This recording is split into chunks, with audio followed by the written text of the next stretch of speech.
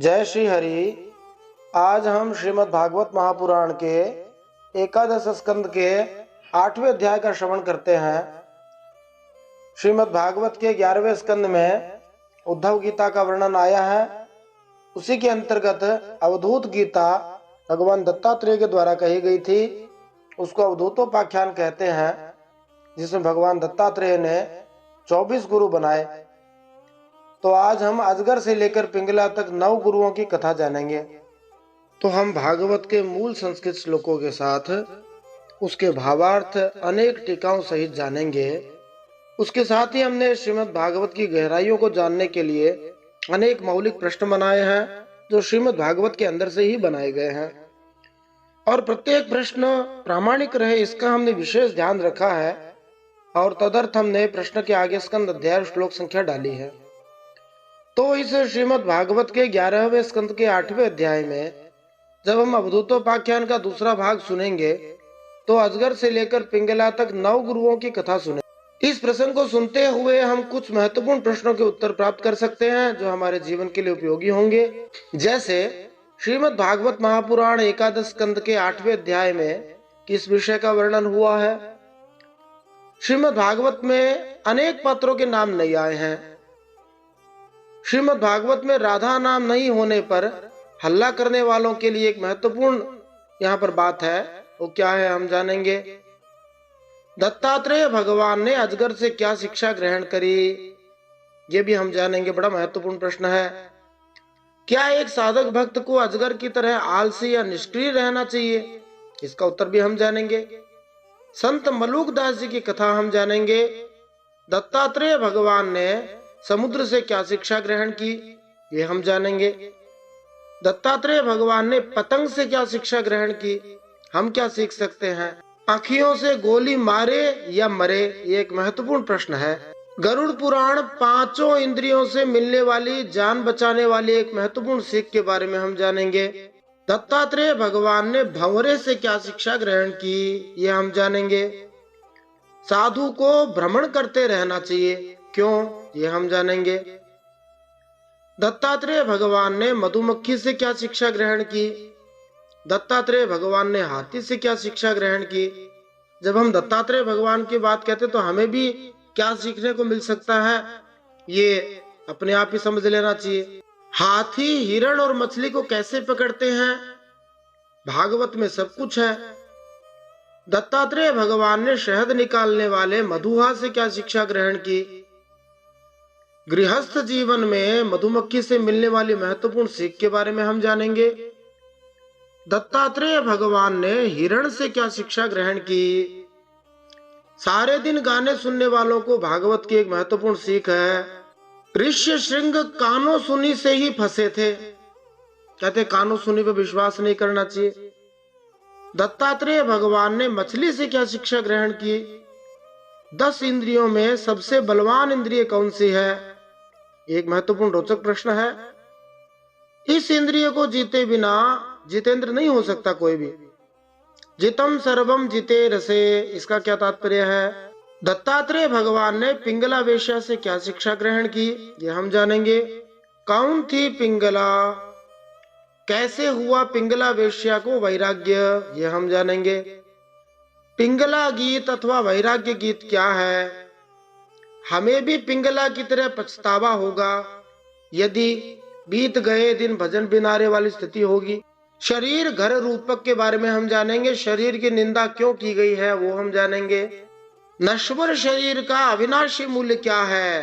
कांच के बदले हीरा हरी मिल सकता है, बड़ा विलक्षण मूल्य है, वो हम जानेंगे। हरि कृपा से ही भजन में रुचि होती है, कैसे, ये हम जानेंगे। अब लो नसानी अब न नसई हो, भजनते माम दृढ़ व्रताहा, गीता जी का जो श्लोक है और तुलसीदास जी का भजन है, इनका भाव भी हम जानेंगे, कैसे हम समझ सकते हैं इनको जीवन में। हरि बिना कौन उद्धार करे, हरि बिना तेरो कौन सहाई, नानक जी का भजन है, वो इस प्रसंग से मेल खाता है। इस भाव के बारे में भी हम जानेंगे। और अंतिम 35वां प्रश्न 11वें स्कंद के 8वें अध्याय में, निराशा ही सुख, अथवा कहो सबसे बड़ा सुख और सबसे बड़ा दुख क्या है, आइए इन सब प्रश्नों के उत्तर जानने के लिए मूल श्रीमद् भागवत की कथा में हम प्रवेश करते हैं। जय श्री हरि।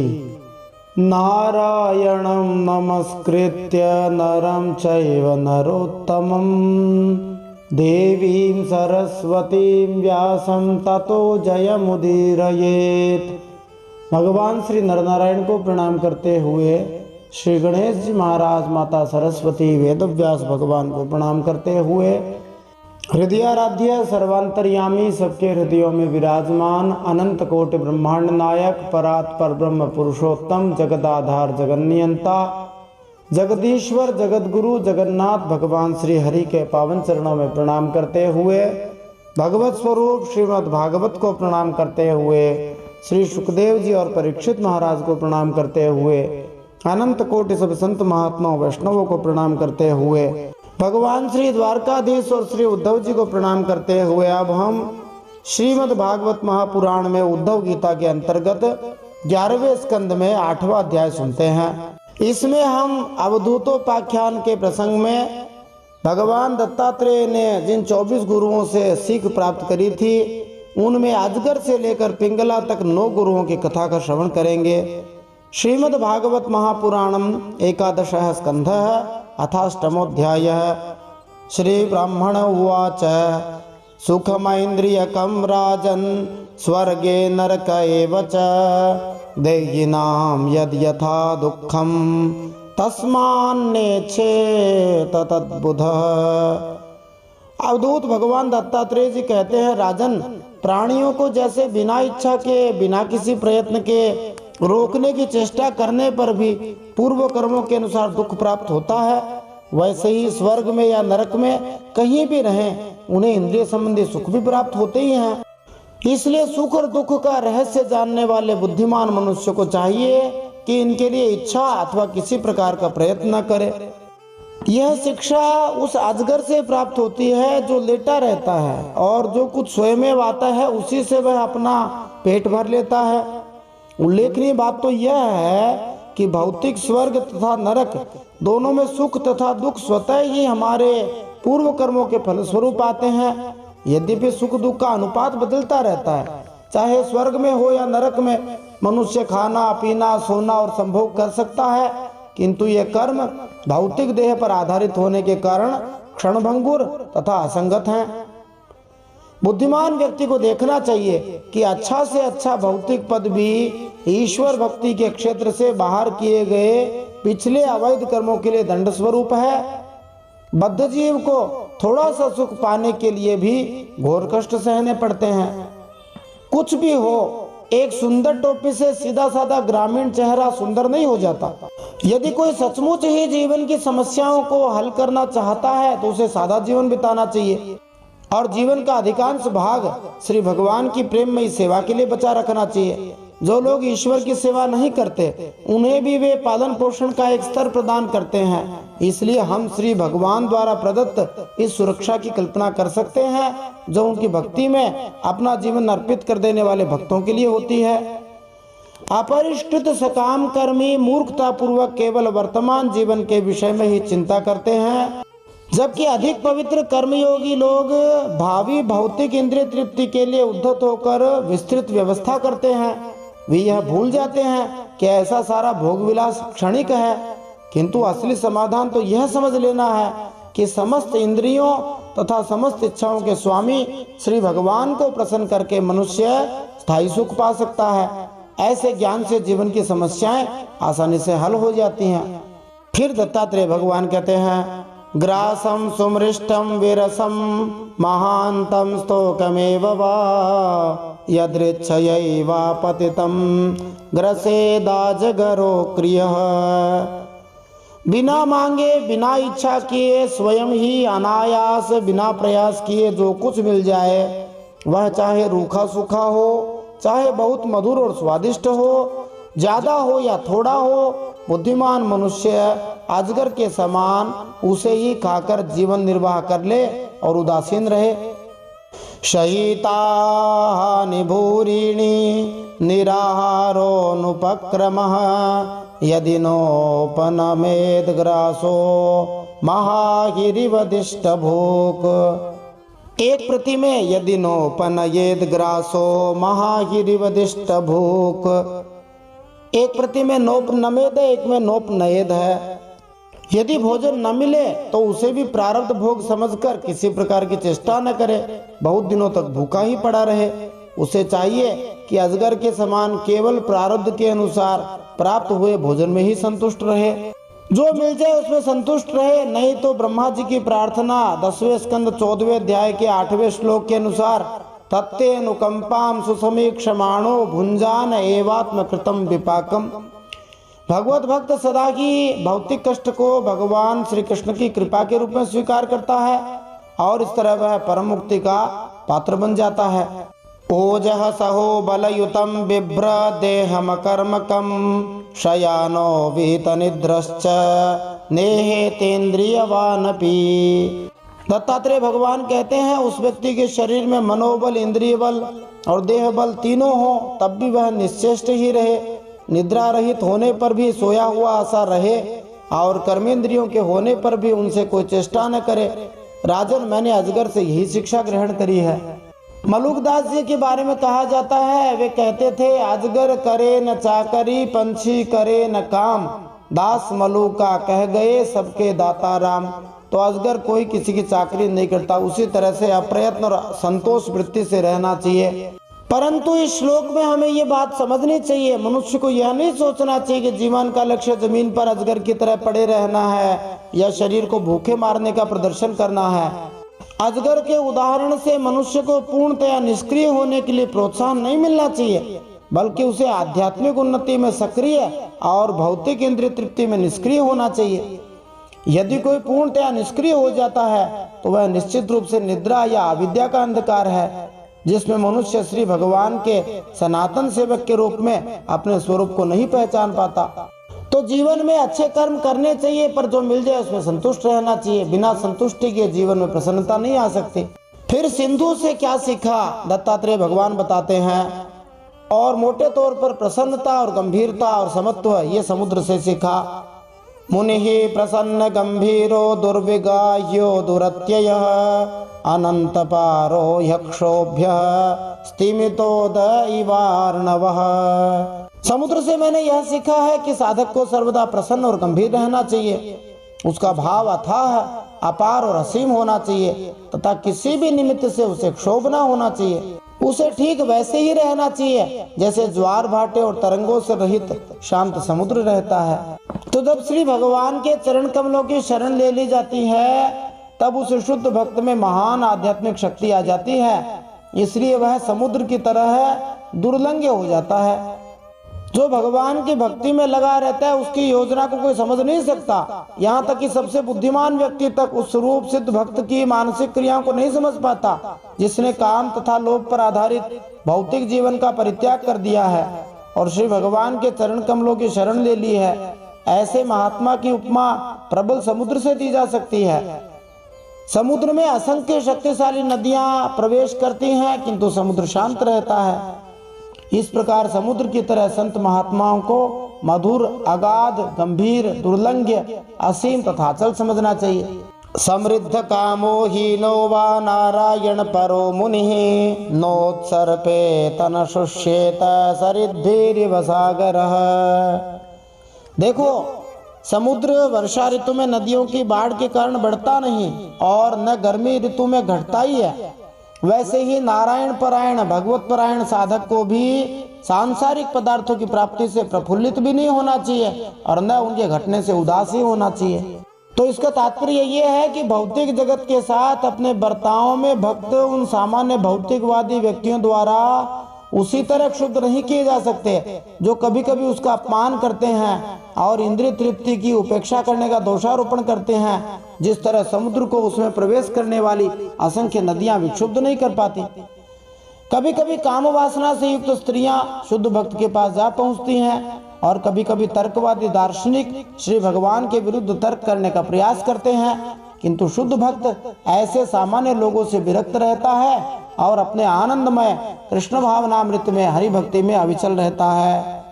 तो समुद्र से प्रसन्न और गंभीर रहना सीखना चाहिए। उस साधक का भाव अथाह, अपार और असीम होना चाहिए। समुद्र बाहर से प्रसन्न रहता है और भीतर से गंभीर रहता है, ऐसे ही साधक भक्त को, मनुष्य को होना चाहिए।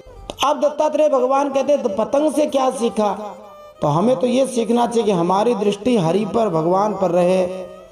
तो देखो पतंग की क्या हालत होती है। दृष्ट्वा स्त्रियं देवमायां तद्भावैरजितेन्द्रियः प्रलोभितः पतत्यन्धे तमस्यग्नौ पतंगवत्। मैंने पतंगे से यह शिक्षा ली है कि जैसे वह रूप पर मोहित होकर आग में कूद पड़ता है और जल मरता है, वैसे ही अपनी इंद्रियों को वश में न रखने वाला पुरुष जब स्त्री को देखता है तो उसके हाव भाव पर लट्टू हो जाता है।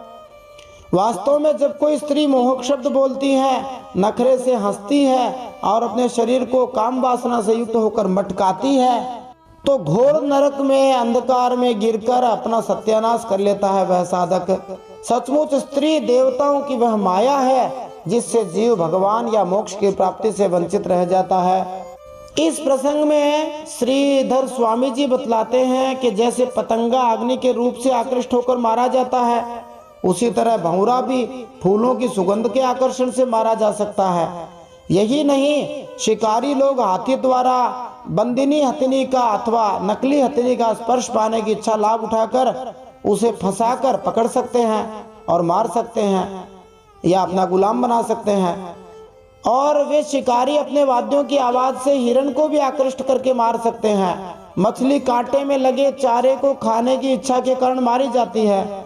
इस तरह जो व्यक्ति भौतिक भ्रम से विरक्त होना सीखना चाहता है, उसे इन पांचों असहाय प्राणियों को अपना गुरु मान लेना चाहिए और जो आवश्यक हो वह सीखना चाहिए। श्री गरुड़ पुराण के अंदर बड़ी अच्छी बात बताई गई है इन पांचों इंद्रियों से जुड़े हुए प्राणियों के उदाहरण के द्वारा।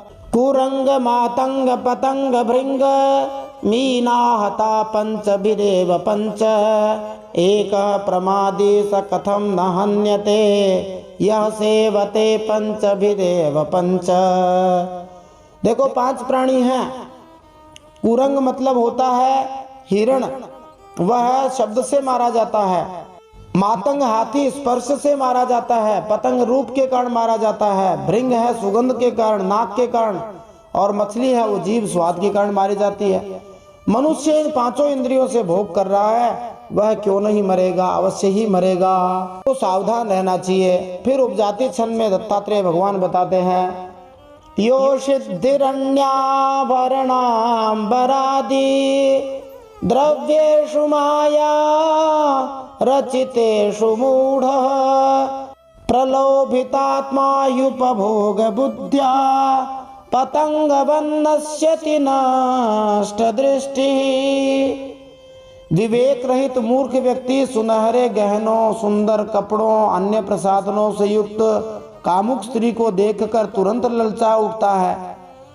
ऐसा मूर्ख इंद्रिय तृप्ति के लिए उत्सुक होने से अपनी सारी बुद्धि खो बैठता है और उसी तरह नष्ट हो जाता है जिस तरह जलती अग्नि की ओर दौड़ने वाला पतंगा।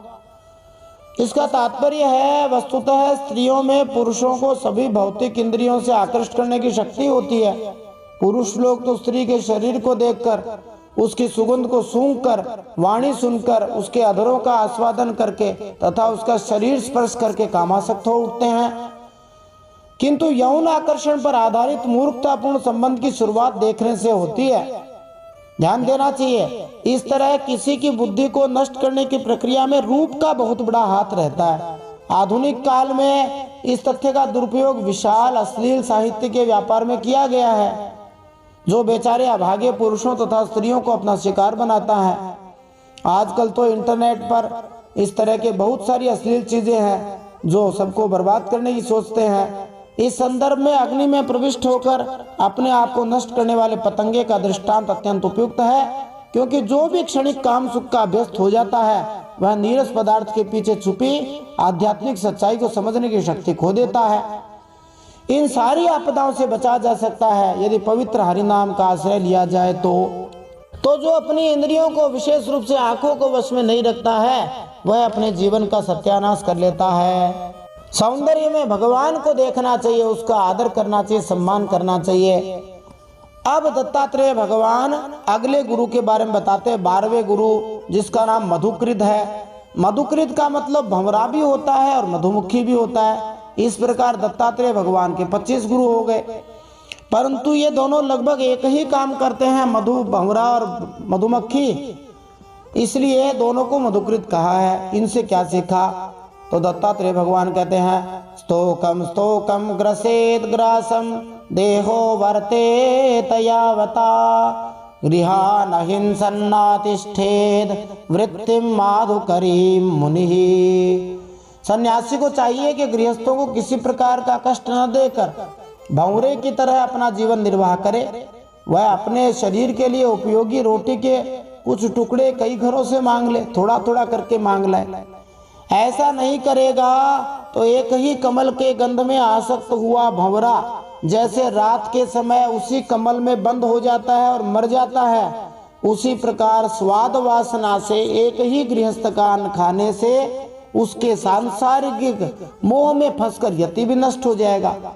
देखो, यदि कोई सन्यासी या साधु दान की वैदिक प्रथा का बुरा लाभ उठाता है और प्रायः एक ही घर से दान लेता रहता है, तो इससे जो उसे अप्रसन्नता, नाखुशी पैदा होगी, उससे सामाजिक व्यवस्था बिगड़ जाएगी। अतः एक आदर्श मुनि को मधुमक्खी की तरह एक स्थान से दूसरे स्थान की यात्रा करते रहना चाहिए, किंतु उसे यह ध्यान रखना चाहिए कि अनेक घरों में जाकर वह हर घर से प्रचुर भोजन खाकर मोटी ताजी मधुमक्खी न बन जाए। श्रील भक्ति सिद्धांत सरस्वती ठाकुर के अनुसार ऐसी मोटी ताजी मक्खी निस्संदेह माया के जाल में फंस जाएगी। किसी को भी अपनी जीभ की तृप्ति के लिए अत्यधिक आसक्त नहीं होना चाहिए, क्योंकि इससे पेट में अधिक भोजन जाएगा और अनियंत्रित काम वासना उत्पन्न होगी। फिर मधुमक्खी से, भंवरे से सार ग्राहत्व सीखना चाहिए। वो बताते हैं, अणुभ्यश्च महद्भ्यश्च शास्त्रेभ्यः कुशलो नरः सर्वतः सारमादत्यात् पुष्पेभ्यैव षट्पदः। जिस प्रकार भंवरा विभिन्न पुष्पों से, चाहे वे छोटे हो या बड़े, उनका सार संग्रह करता है, वैसे ही बुद्धिमान मनुष्य को चाहिए कि छोटे बड़े सभी शास्त्रों से उनका सार, उनका रस निचोड़ ले। जैसा कि कहा गया है, सार सार को गहि लये थोथा दिए बगाए। सार सार को ले ले, थोथा थोथा बगा दे। देखो, इसका तात्पर्य ये है, मधुमक्खी पूरी झाड़ी या बगीचे को ले जाने में अपना समय नष्ट नहीं करती, प्रत्युत वह आवश्यक मधु ले जाती है। इस तरह मधुमक्खी तथा भारी बोझ ढोने वाले गधे में जो अंतर है, हम उसका अध्ययन कर सकते हैं।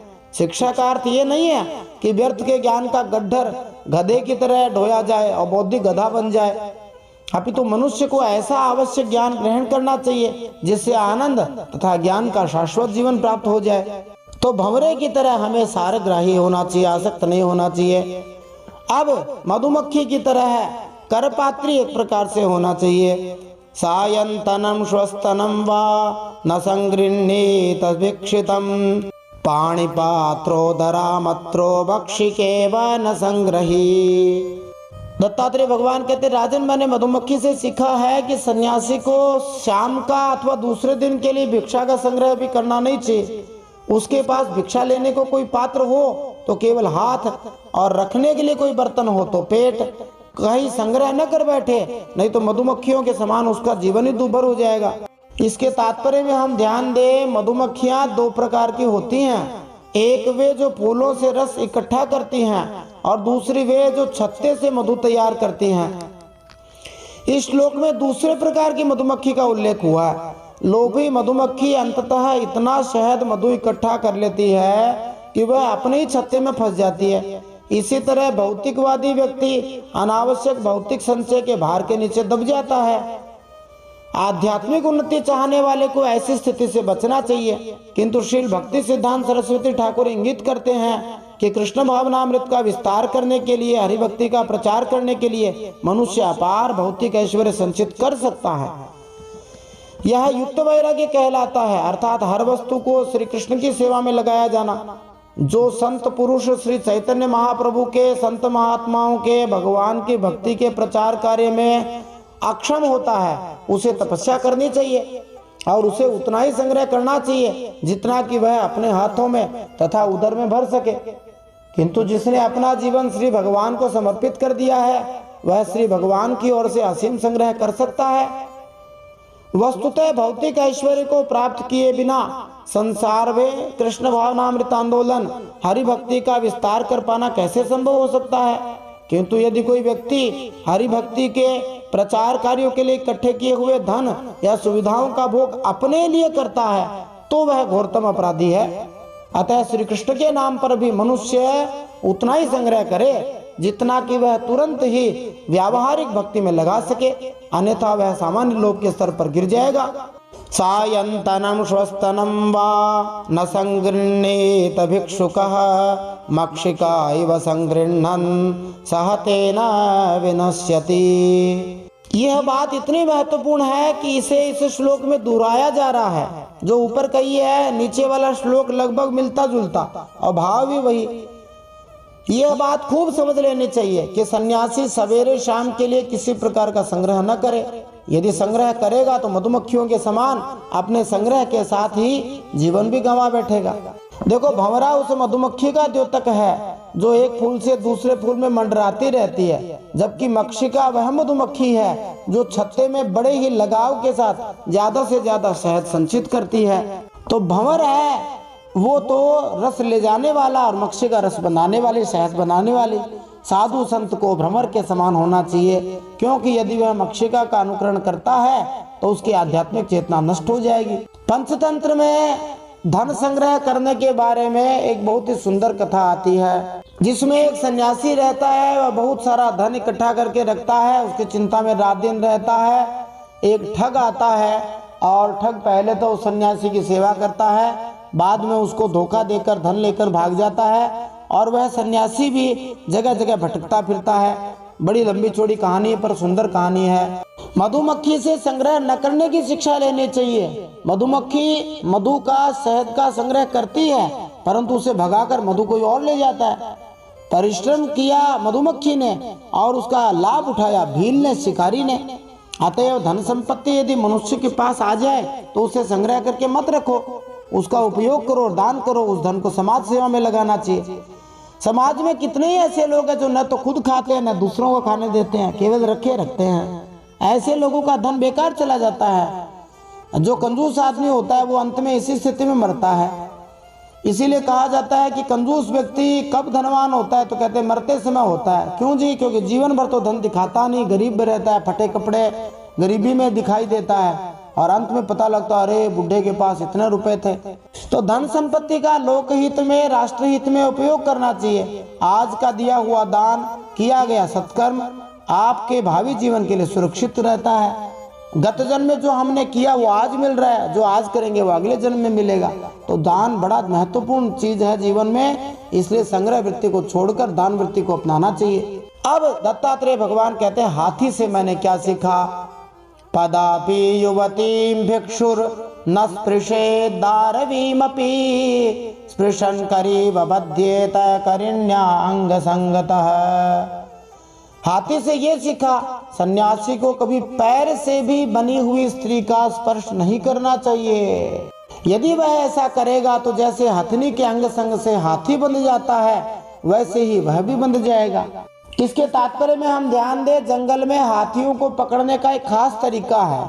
एक बड़ा सा खड्डा खोदा जाता है, उसे घास पत्तियों, कीचड़ इत्यादि से ढक दिया जाता है और तब उस हाथी के सामने कागज की हथनी लाई जाती है।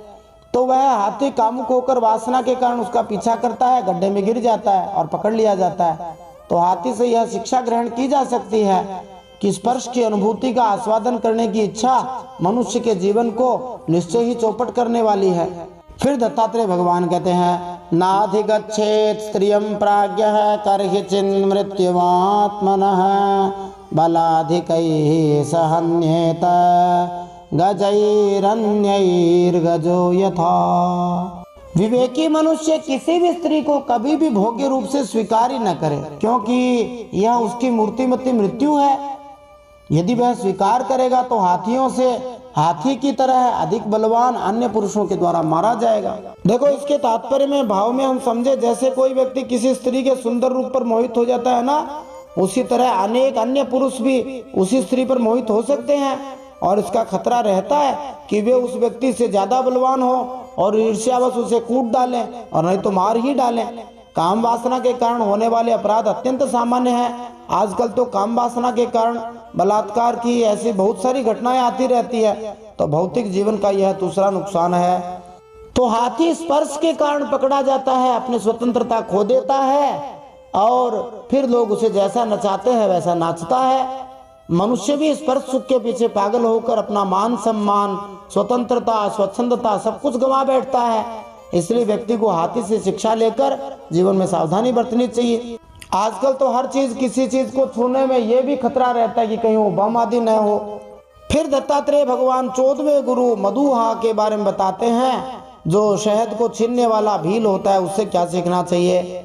न देयम नोपभोग्यम च लुब्धैर्यद्दुःख संचितम भुंक्ते तदपि तत्सान्यो मधु एवार्थविन मधु।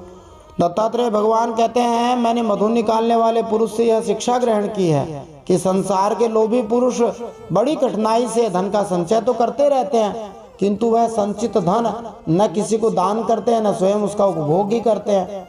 बस जैसे मधु निकालने वाला मधुमक्खियों द्वारा संचित रस को निकाल ले जाता है, वैसे ही उनके संचित धन को भी उसकी टोह रखने वाला कोई दूसरा पुरुष ही भोगता है। कोई यह तर्क कर सकता है यहाँ पर कि धनी व्यक्ति अपने धन को बैंकों, स्टॉक्स में या प्रॉपर्टीज इत्यादि में लगाकर इतनी खूबी से छिपा सकता है कि चोरी का कोई खतरा ही नहीं रहता साहब। जो मूर्ख है वे ही धन को धरती में गाड़कर या चटाई के नीचे रखकर छिपाएंगे। आजकल कौन छिपाता है धरती में। किंतु इस तथ्य के बावजूद कि विश्व की अधिकांश संपत्ति अत्यंत विकसित पूंजीवादी देशों में संचित की जाती है, ऐसे अनेक शत्रु हैं जो इन देशों को बुरी तरह से चुनौती देते हैं और जो किसी भी समय पूंजीवादियों को विनष्ट करने और उनकी संपत्ति चुरा लेने की धमकी देते रहते हैं। इसी तरह प्रायः देखा जाता है कि धनी लोगों के बच्चों को किडनैप कर लिया जाता है और तब उनके माता पिता छुड़ाने के लिए फिरौती में प्रचुर धन देते हैं, करोड़ों रुपए देने को तैयार हो जाते हैं और देते भी हैं। और कभी कभी धनी व्यक्ति के माता पिता को किडनैप कर लिया जाता है। ये अलग बात है कि आजकल के लोग माता पिता की बुढ़ापे में उतनी परवाह नहीं करते, परंतु फिर भी कुछ बच्चों को अपने माता पिता को बचाने के लिए धन उन गुंडों को देना पड़ता है। अच्छा, फिर कुछ तथाकथित पूंजी निवेश हेतु सलाहकार होते हैं जो धनी लोगों के धन को चुराने में दक्ष होते हैं। और आधुनिक युग में तो सरकारें भी टैक्स लगाकर धन चुराने में कुशल बन गई हैं। इस प्रकार अर्थवित्त शब्द उसका सूचक है जो दूसरे लोगों की गाड़ी कमाई को किसी न किसी तरह चुराने में कुशल है। मक्खियां शहद बनाने में जी तोड़ मेहनत करती हैं, किंतु उन्हें अपने शहद का भोग करने को नहीं मिलता। और कोई कहे कि हम तो हमारे धन को इतना इकट्ठा करके रखते हैं कि उसको खर्च करने ही नहीं देंगे, कोई ले जा ही नहीं सकता, तो उसके घर में कोई न कोई बच्चा ऐसा हो जाता है जो बीमार होता है, मानसिक रूप से विक्षिप्त होता है, अथवा कुछ न कुछ चोरी चकारी करने वाला, शराब पीने वाला, जुआ खेलने वाला होगा, वो अपने बाप के सारे धन को बर्बाद कर देगा। और कोई बर्बाद करे न करे, भगवान श्री कृष्ण भगवद गीता 10वें अध्याय 34वें श्लोक में अपनी विभूतियों में कहते हैं कि मृत्यु सर्वहरश्चाहम, भाई तुम कितना भी धन को बचा कर रखो, मैं साक्षात मृत्यु बनकर आऊंगा और हर वस्तु चुरा लूंगा। मनुष्य की गाड़ी कमाई किसी न किसी रूप में चुरा ली जाती है। अतएव जैसा कि श्लोक में उल्लेख हुआ है, मनुष्य को मूर्ख मधुमक्खी की तरह बेकार ही परिश्रम नहीं करना चाहिए। सुदुःखोपार्जितैर्वित्तैराशासानां गृहाशिषः मधुहेवाग्रतो भुङ्क्ते यतिर्वै गृहमेधिनाम्।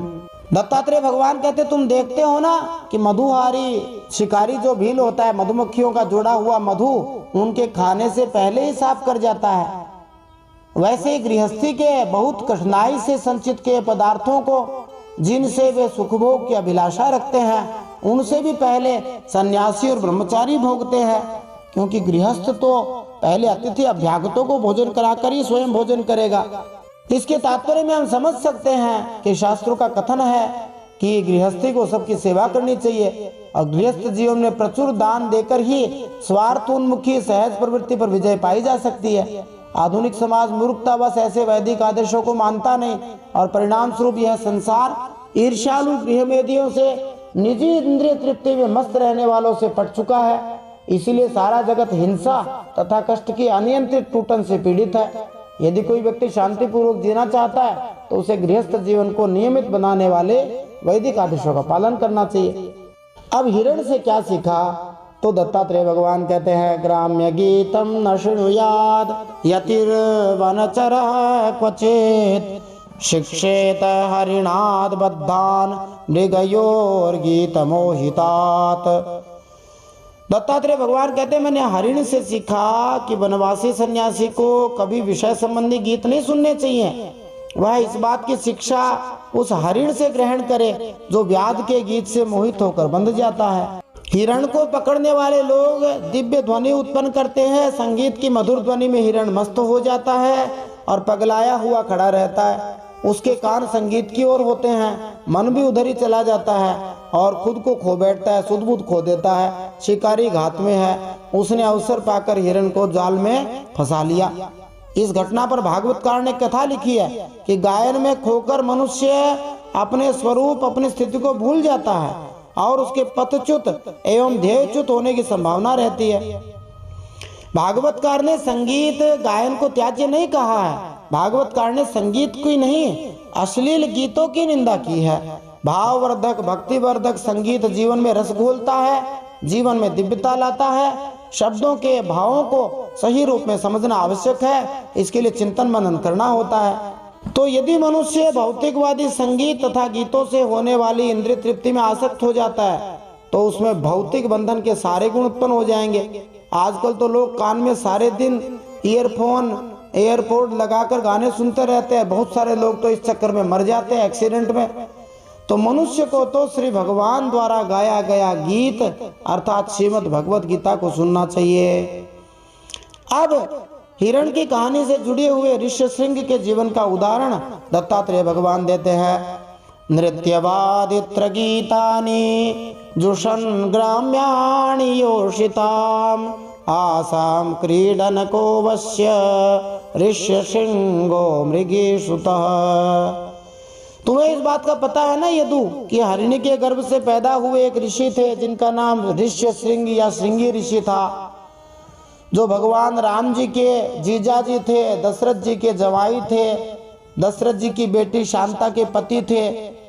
वे मुनि स्त्रियों का विषय संबंधी गाना बजाना, नाचना आदि देख सुनकर उनके वश में हो गए थे और उनके हाथ की कठपुतली बन गए थे। इसकी कथा आती है महाभारत में और इसे श्रीमद् भागवत के भी 9वें स्कंद में आई है। ऋष्यशृंग को हरिणी से उत्पन्न माना गया है और उनके पिता ने जानबूझकर नितांत अबोधता के वातावरण में पाला पोसा था। इनकी कथा वाल्मीकि रामायण में भी आती है।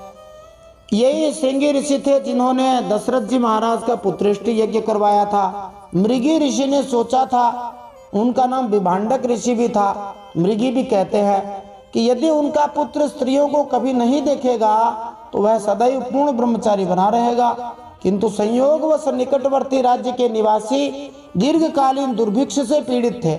अकाल पड़ गया, इसलिए उन्हें दैवी परामर्श मिला। देवता ने कहा कि उनके राज्य में वर्षा तब होगी यदि ऋष्यशृंग नामक ब्राह्मण उस राज्य में पदार्पण करें। इसलिए उन्होंने ऋष्यशृंग को मोहने के लिए मृगी की कुटिया में सुंदर स्त्रियां भेजी जो उन्हें अपने साथ वापस ले आए। अब चूंकि ऋष्यशृंग ने तो कभी स्त्रियों के बारे में सुना तक न था और देखा भी नहीं, इसलिए वे उनके जाल में आसानी से फंस गए। इसलिए नहीं बल्कि फिर भी उनके जाल में फंस गए। बताओ, ऋष्यशृंग नाम सूचित करता है कि जन्म से ही इस ऋषि के मस्तक पर हिरण जैसे सींग थे। यदि कोई ऋषि हिरण की तरह इंद्रिय तृप्ति देने वाले मधुर संगीत द्वारा आकृष्ट हो जाता है तो हिरण की तरह वह शीघ्रता से नष्ट भी हो जाता है। विचारवान व्यक्ति को उस हिरण से विनीत होकर शिक्षा ग्रहण करनी चाहिए जो संगीत में इंद्रिय तृप्ति के प्रति आकर्षण के कारण विनष्ट हो जाता है। अब मछली से क्या सीखा दत्तात्रेय भगवान बताते हैं।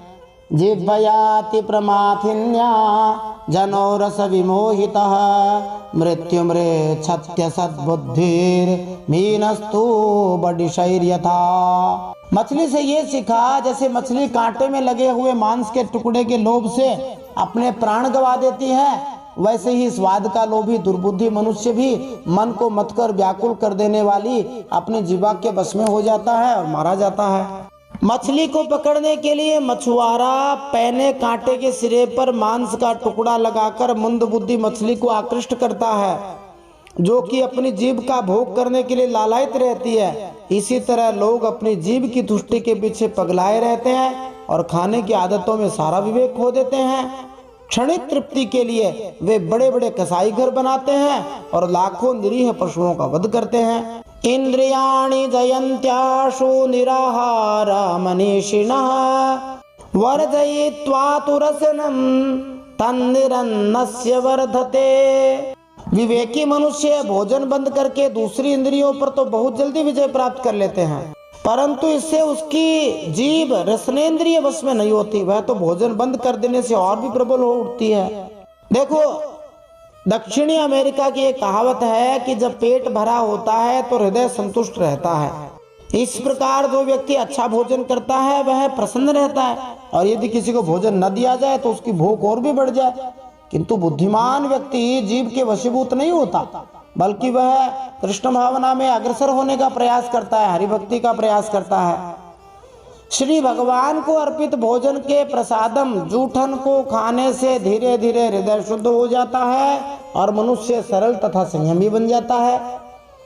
इस संबंध में श्री भक्ति सिद्धांत सरस्वती ठाकुर कहते हैं कि जीव का कार्य है विविध प्रकार के रस से अपने आप को तृप्त करना, किंतु ब्रजमंडल वृंदावन के 12 पवित्र वनों का भ्रमण करने से मनुष्य भौतिक इंद्रिय तृप्ति के 12 रसों से मुक्त हो जाता है। फिर दत्तात्रेय भगवान कहते हैं, तावत् जितेन्द्रियो न स्याद् विजितान्येन्द्रियः पुमान् न जयेद् रसनं यावत् जितं सर्वं जिते रसे। मनुष्य और सब इंद्रियों पर विजय प्राप्त कर लेने पर भी तब तक जितेंद्रिय नहीं कहला सकता जब तक रसनेन्द्रिय को अपने वश में नहीं कर लेता, और यदि जीव को वश में कर लिया तब तो मानो सभी इंद्रियां वश में हो गई। और इसके तात्पर्य में हम ध्यान दें, जीव का काम खाना भी है तो भगवान के नाम का उच्चारण भी कर सकती है जीव का काम, क्योंकि उच्चारण करना भी है। इसलिए मनुष्य को चाहिए कि श्री भगवान के यशस्वी नामों का उच्चारण करें और शुद्ध हरि भक्ति के आनंद का आस्वादन करें। भगवत गीता में भी यही कहा है, रसवर्जम रसोप्यस्य परम दृष्ट्वा निवर्तते। दूसरे अध्याय 59वें श्लोक में कहा है। इस संदर्भ में श्री भक्ति सिद्धांत सरस्वती ठाकुर की यह सलाह है कि हम उनके पिता श्री भक्ति विनोद ठाकुर द्वारा लिखित निम्नलिखित गीत पर विचार करें, जो बंगाली में है। वैसे वो गाते हैं, शरीर अविद्या जाल जड़ेन्द्रिय ताहे काल जीवे फैले विषय सागरे तार मध्य जिह्वाति लोभमय सुदुर्मति ताके जेता कठिन संसारे कृष्ण बड़ दयामय करिबारे जिह्वा जय स्वप्रसादान्न दिल भाई से अन्नामृत पाओ राधा कृष्ण गुण गाओ प्रेमे डाको चैतन्य निताई। अर्थात हे प्रभु, यह भौतिक शरीर अज्ञान का पुंज है, इंद्रिया मृत्यु के पास जाने वाले मार्गों का जाल है। हम न जाने कैसे भौतिक इंद्रिय भोग के इस सागर में गिर गए हैं और समस्त इंद्रियों में जीव अत्यंत लोभी तथा वश में न रहने वाली है। इस संसार में जीव पर विजय पाना बहुत कठिन है, किंतु हे प्रिय भगवान श्री कृष्ण, आप हम पर अत्यंत कृपालु हैं और जीव पर नियंत्रण रखने के लिए आपने हमें ऐसा उत्तम प्रसाद दिया है। अब हम इस प्रसाद को जी भर कर खाते हैं और श्री राधा का, श्री कृष्ण का गुण गाते हैं, और प्रेम में हम श्री चैतन्य महाप्रभु तथा श्री नित्यानंद महाप्रभु, जिन्हें चैतन्य निताई अथवा गौराई निताई कहा जाता है, उनकी सहायता के लिए उनको पुकारते हैं। श्री अखंडानंद जी सरस्वती जी महाराज, जो श्रीमद् भागवत के उच्च कोटि के वक्ता हुए, अपने प्रवचनों में और विशेष रूप से भागवत दर्शन नामक व्याख्या में जीव को जीतने के प्रसंग में एक उदाहरण देके बताते हैं। काशी में एक महात्मा रहते थे जो बीच बीच में कई दिनों तक भोजन छोड़ दिया करते थे। जब उनके भोजन करने का समय आता तो इस बात पर पंचायत बैठती थी और विचार होता था कि जब महाराज का उपवास छूटेगा तो उनको सबसे पहले क्या खिलाया जाएगा। तो महाराज भी उसमें शामिल होते थे और कहते कि ये नहीं वो ठीक रहेगा। एक साधु ने कई महीनों बाद मौन तोड़ा तो अनेक दिनों तक यह विचार विमर्श हुआ कि पहले कौन सा शब्द बोलेंगे। तो मतलब ये हुआ कि यदि जीभ पर विजय प्राप्त करनी है तो केवल भोजन छोड़ देने से वह जीती नहीं जा सकती है। तो इस प्रकार मछली से सीखा कि जो चाहे सो नहीं खा लेना चाहिए। फिर श्री दत्तात्रेय भगवान कहते हैं कि मेरी 17वीं गुरु है पिंगला नामक वेश्या, उससे मैंने मोटा मोटी मनुष्य जीवन का लक्ष्य भक्ति है यह सीखा। तो उसके बारे में बताते हैं। पिंगला नाम वेश्यासीद विदेह नगरे पुरा, तस्यामे शिक्षितम किंचिन निबोध नृपनंदन। हे नृपनंदन, यदु महाराज, प्राचीन काल की बात है, विदेह नगरी मिथिला में एक वेश्या रहती थी, उसका नाम था पिंगला। मैंने उससे जो कुछ शिक्षा ग्रहण की वह मैं तुम्हें सुनाता हूँ, सावधान होकर सुनो। सा स्वैरण्ये कदा कांतम संकेतम उपनिष्यति, अभूत काले बहिर्द्वारी बिभ्रति रूपमुत्तमम। वह स्वेच्छाचारिणी तो थी ही, अत्यंत सुंदर रूपवती भी थी। एक दिन रात्रि के समय किसी पुरुष को अपने रमण स्थान में लाने के लिए खूब बन ठन कर उत्तम वस्त्र आभूषणों से सज धज कर बहुत देर तक अपने घर के बाहरी दरवाजे पर खड़ी रही। मार्ग आगच्छतो वीक्ष्य पुरुषान् पुरुषर्षभ, तान् शुल्कदान् वित्तवतः कांतान मेनेर्थ कामुकी। हे नररत्न, उसे पुरुष की नहीं धन की कामना थी, और उसके मन में यह कामना इतनी दृढ़मूल हो गई थी कि वह किसी भी पुरुष को उधर से आते जाते देखकर यही सोचती कि यह कोई धनी है और मुझे धन देकर उपभोग करने के लिए ही आ रहा है। ऐसी उसकी आशा जमी हुई थी। आगतेष्वपयातेषु सा संकेतोपजीविनी, अप्यन्यो वित्तवान कोपि मामुपैष्यति भूरिदः। जब आने जाने वाले आगे बढ़ जाते तब फिर वह संकेत जीवनी वेश्या यही सोचती, अवश्य ही अब की बार कोई ऐसा धनी मेरे पास आवेगा जो मुझे बहुत सा धन देगा। यहाँ पर उस वेश्या को संकेतोपजीविनी कहा है। संकेत मतलब वेश्यावृत्ति है, उपजीवनी माने उसकी जीविका, आमदनी। अब उसकी आशा का नाश होने लगा धीरे धीरे। एवं दुराशयाद्वस्त निद्रा द्वार्यवलंबती, निर्गच्छन्ति प्रविशति निषेधम समपद्यत। अब उसके चित्त की यह दुराशा बढ़ती ही जाती थी। वह दरवाजे पर बहुत देर तक टंगी रही, उसकी नींद भी जाती रही। वह कभी बाहर आती तो कभी भीतर जाती। इस प्रकार आधी रात बीत गई। वह दरवाजे पर टेक लगा के देखती रही, अब कोई आए, अब कोई आए। अब धीरे धीरे उसके मन में आशा नाश के बाद वैराग्य उत्पन्न होने लगा। तस्या वित्ताशया शुष्याद वक्त्रायादीन चेतसः, निर्वेदः परमो जज्ञे चिंता हेतु सुखावह। हे राजन, सचमुच आशा और वह भी धन की बहुत बुरी है।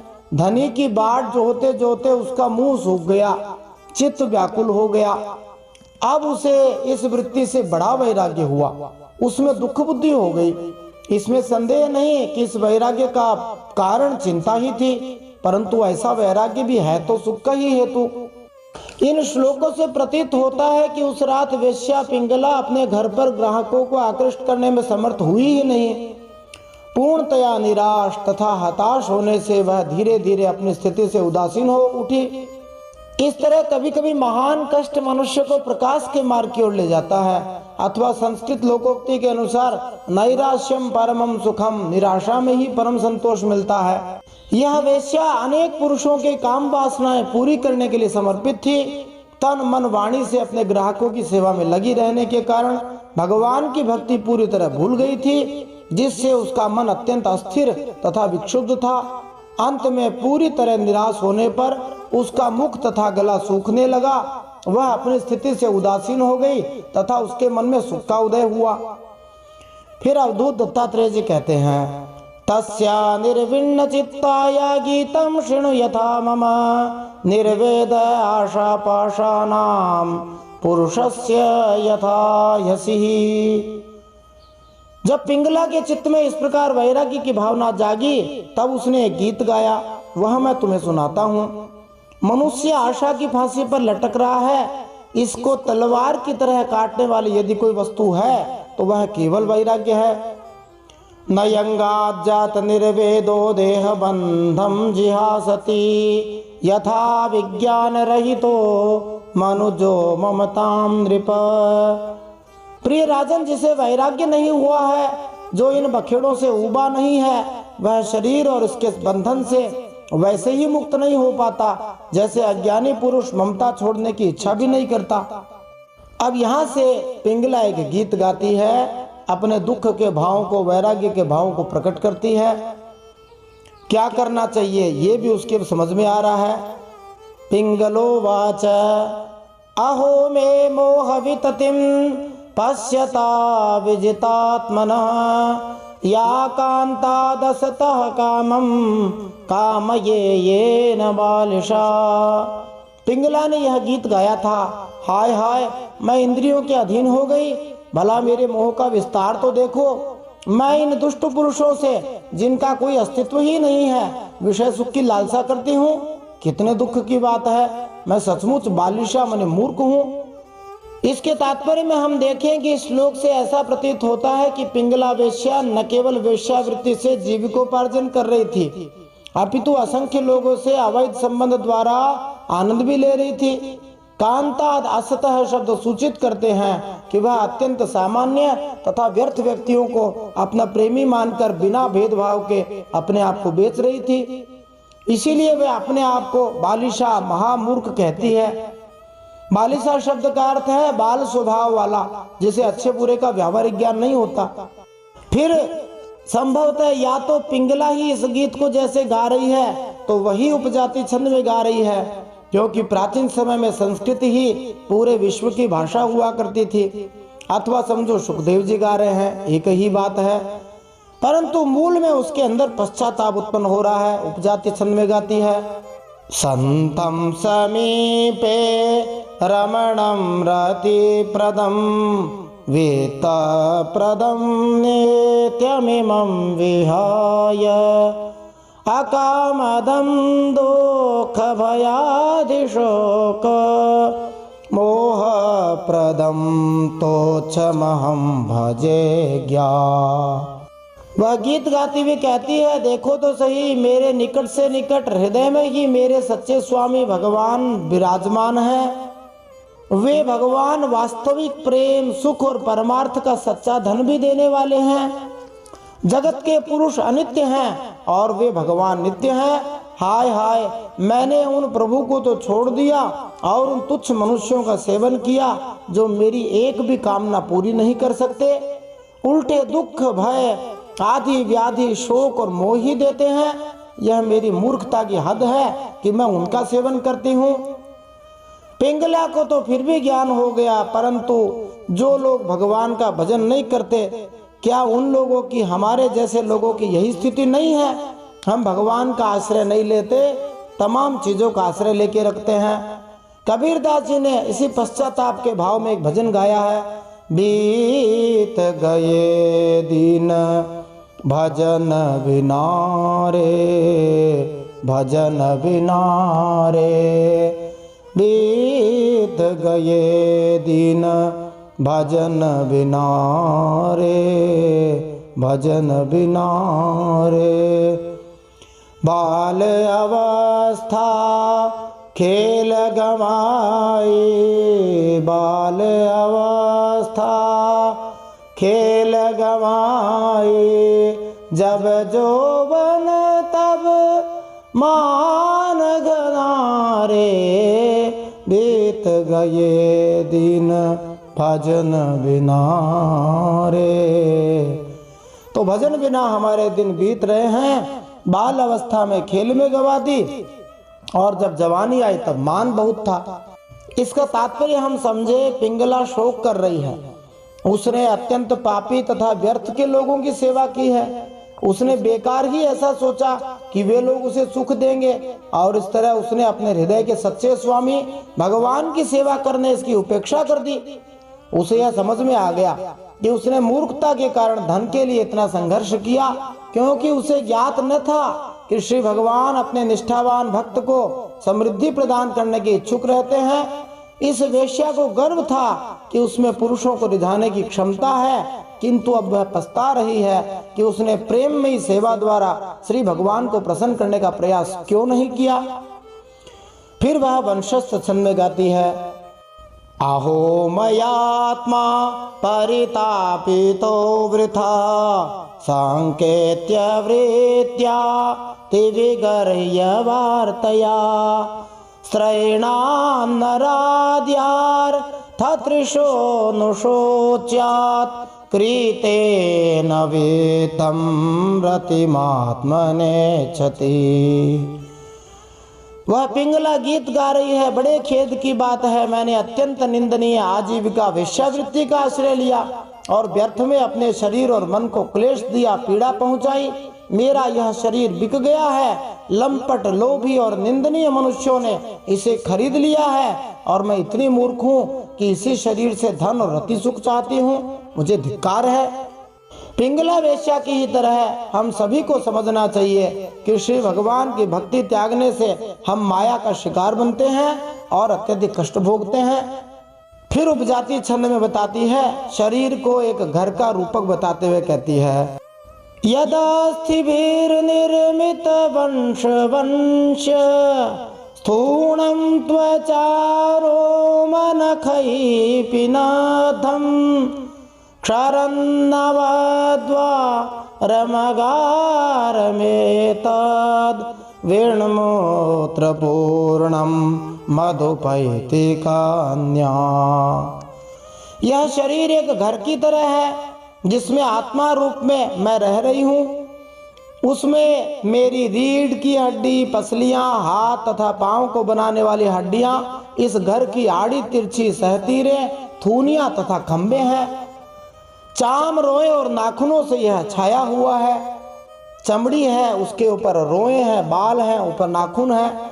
9 इसमें दरवाजे हैं जिनसे मल निकलते ही रहते हैं, गंदगी ही गंदगी निकलती है। इसमें संचित संपत्ति के नाम पर केवल मल और मूत्र है। मेरे अतिरिक्त ऐसी कौन स्त्री है जो इस स्थूल शरीर को अपना प्रिय समझकर सेवन करेगी।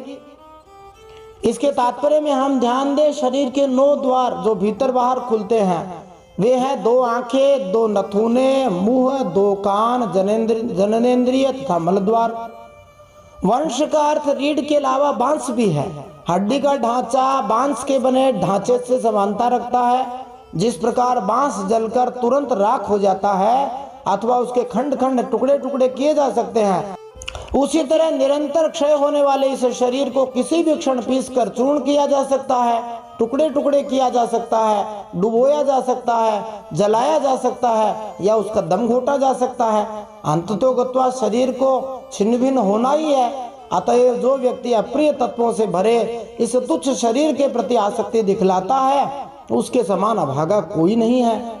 फिर वह कहती है, विदेहानां पुरे यस्मिन् धामेकैव मूढधीः यान्यमिच्छन्त्य सत्यस्मादात्मदात् काममुच्युतात्।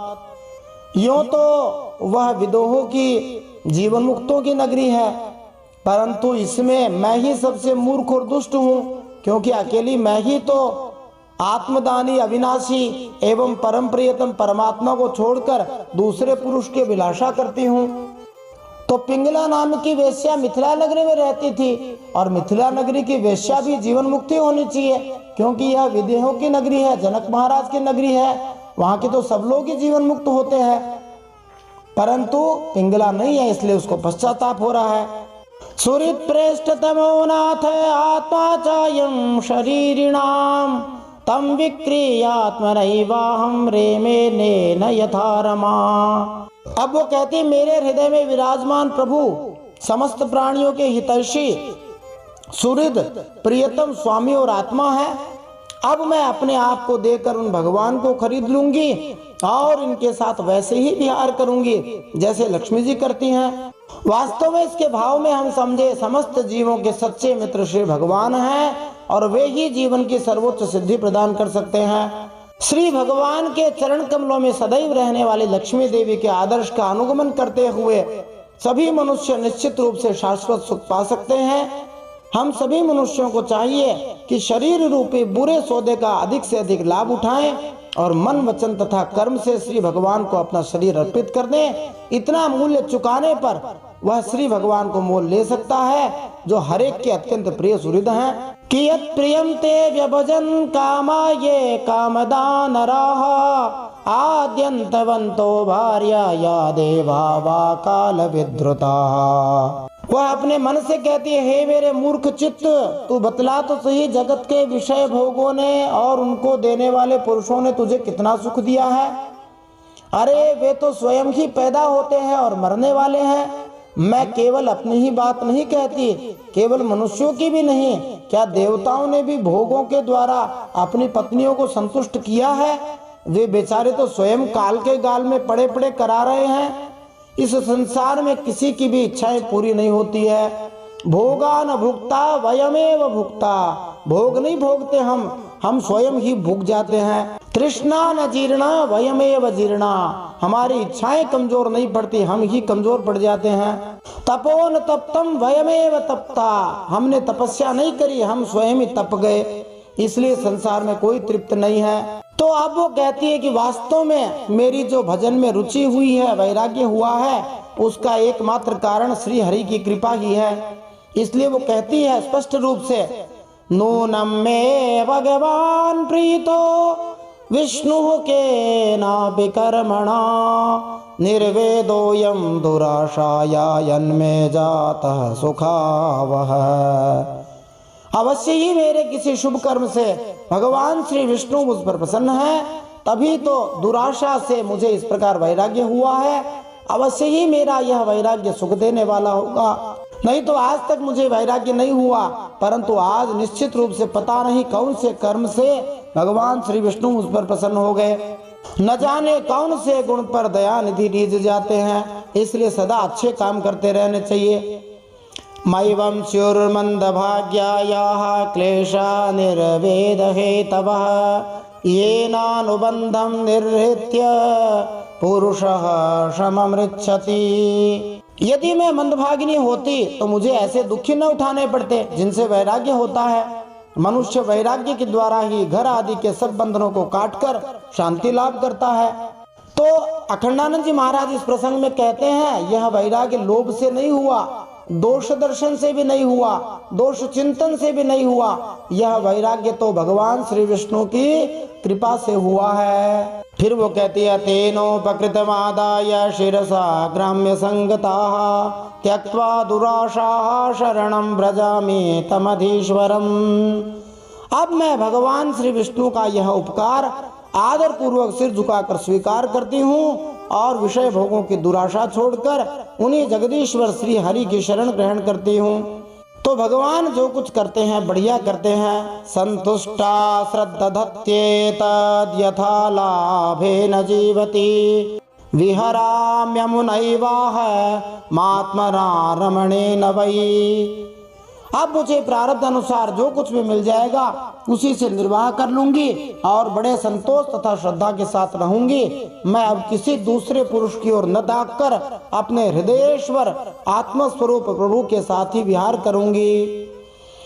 अब वो कहती है, संसार कूपे पतितम विषयैर्मुसिते क्षणम ग्रस्तम कालाहीनात्मानं कोन्यस्त्रातुमधीश्वरः। यह जीव संसार के कुएं में गिरा हुआ है, विषयों ने इसे अंधा बना दिया है, काल रूपी अजगर ने इसे अपने मुंह में दबा रखा है। अब भगवान को छोड़कर इसकी रक्षा करने में दूसरा कौन समर्थ है, अर्थात कोई समर्थ नहीं है। इसके तात्पर्य में हम देखें कि 36वें श्लोक में पिंगला ने कहा था कि देवतागण भी स्त्री को वास्तविक सुख प्रदान कर पाने में अक्षम होते हैं। कोई यह पूछ सकता है कि स्त्री को किसने अधिकार दिया है कि वह दूसरे सारे देवताओं को भी त्याग दे। उनकी पूजा न करे। इसका उत्तर यहाँ यह दिया गया है कि यदि कोई व्यक्ति सचमुच जीवन की सारी समस्याओं को हल करना चाहता है और भगवत धाम वापस जाना चाहता है तो श्री हरि के चरण कमलों में शरण लेना ही इसका एकमात्र समाधान है। यह भली भांति ज्ञात है कि देवता भी जन्म लेते हैं और मृत्यु को प्राप्त होते हैं, जैसा कि स्वयं भगवान शंकर ने कहा है, मुक्ति प्रदाता सर्वेशाम विष्णुरेव न संशयः। इसमें कोई संदेह नहीं कि भगवान श्री विष्णु ही हर एक के उद्धारक हैं। इसलिए उसने हरि भजन ही किया और हरि चरण में ही आश्रय ग्रहण किया। अब वो अपने गीत का उपसंहार करते हुए कहती है, आत्मैव यात्मनो गोप्ता निर्विद्येत यदाखिलात् अप्रमत्ता इदं पश्येद ग्रस्तम कालाहिना जगत। जिस समय जीव समस्त विषयों से विरक्त हो जाता है उस समय वह स्वयं ही अपना रक्षा कर लेता है। इसलिए बड़ी सावधानी के साथ यह देखते रहना चाहिए कि सारा जगत काल रूपी अजगर से ग्रस्त है। इसके भाव में हम देखें, चूंकि पिंगला मोक्ष के लिए श्री भगवान की दया हेतु परमेश्वर का महिमागान कर रही है, अतएव यह प्रश्न उठ सकता है, क्या वह प्रेमवश श्री भगवान की पूजा कर रही है या वह केवल मोक्ष चाहने वाली है और इस संसार से मुक्ति की इच्छुक है। इसके उत्तर में यह कहा जा सकता है कि वह अपनी हरि भक्ति की स्थिति में पहले से ही मुक्त हो चुकी है, भले ही वह इस जगत में क्यों न रह रही हो। अब वह बिना किसी निजी इच्छा के, जिसमें मोक्ष भी सम्मिलित है, मात्र श्री भगवान की प्रेममयी सेवा करेगी। तो भक्त का लक्ष्य केवल भगवान से प्रेम करना होना चाहिए। अब वो अवधूत दत्तात्रेय भगवान कहते हैं, श्री ब्राह्मण उवाच एवं व्यवसितमतिर्दुराशां कांततर्षजां क्षित्वोपशममास्थाय शय्यामुपविवेश सा। अवधूत दत्तात्रेय जी कहते हैं, राजन, पिंगला वेश्या ने ऐसा निश्चय करके अपने प्रिय धनियों की दुराशा, उनसे मिलने की लालसा का परित्याग कर दिया और शांत भाव से जाकर वह अपनी सेज पर सो रही, मतलब अपने आसन पे जाके भगवान का भजन करने लग गई। इसलिए निष्कर्ष रूप में उस पिंगला से क्या सीखा तो बताते हैं, आशा ही परमं दुखम नैराश्यम परमं सुखम यथा संचिद्य कांताशाम सुखम सोश्वाप पिंगला। सचमुच आशा ही सबसे बड़ा दुख है और निराशा ही सबसे बड़ा सुख है, क्योंकि पिंगला वेश्या ने जब पुरुष की आशा त्याग दी तभी वह सुख से सो सकी। इसीलिए सांख्य दर्शन में भी एक सूत्र आया है, निराश है सुखी पिंगलावत। पिंगला के समान निराश होकर सुखी हो जाओ। जो दुनिया की आशा नहीं करेगा वही सुखी रहेगा। आशा छूटने पर ही आराम की नींद आती है। तो आशा तो राम जी से रखनी चाहिए। आशा एक राम जी की, दूजी आशा छोड़ दे, नाता एक राम जी से, दूजा नाता तोड़ दे। सीताराम सीताराम सीताराम कहिए, जागी विधि रखे राम ताही विधि रहिए। संसार से आशा रखना दुख का कारण है। इस प्रसंग में यह बात भी कही जाती है, अखंडानंद जी महाराज कहते हैं कि जब दत्तात्रेय भगवान विदेह नगरी में विचरण कर रहे थे तब वे थोड़ी देर के लिए पिंगला के घर के सामने एक वट वृक्ष था, उसके नीचे बैठ गए। जब उधर से हवा चली तब दत्तात्रेय जी के शरीर की हवा लगते ही पिंगला को वैराग्य हो गया। बोलिए दत्तात्रेय भगवान की जय, श्रीमद् भागवत महापुराण की जय, परम सत्य श्री हरि की जय। इति श्रीमद्भागवते महापुराणे पारमहंस्यां संहितायाम् एकादश स्कंधे अष्टमोध्याय श्रीमन्नारायणार्पणमस्तु। इस प्रकार श्रीमद्भागवत महापुराण परमहंसों की संहिता के 11वें स्कंद में अवधूतोपाख्यान के प्रसंग में उद्धव गीता के अंतर्गत अजगर से लेकर पिंगला तक 9 गुरुओं की कथा नामक 8वां अध्याय भगवान श्री नारायण के चरणों में समर्पित हो। अब अगले अध्याय में हम इसी अवधूतोपाख्यान के अंतर्गत कुरण से लेकर भृंगी तक 7 गुरुओं की कथा से दत्तात्रेय प्रभु ने क्या सीखा, हमें क्या सीखने को मिल सकता है, वो हम जानेंगे। यदि यह कथा आपको अच्छी लग रही है तो कथा को सुनकर अंत में लाइक करें, ज्यादा से ज्यादा हरिभक्तों में शेयर करें। पीछे के अध्याय सुनना चाहते हैं तो प्लेलिस्ट में जाकर सभी अध्याय देख सकते हैं। ऐसी दुर्लभ विलक्षण भागवत आपको अन्यत्र कहीं सुनने को संभवतः नहीं मिलेगी।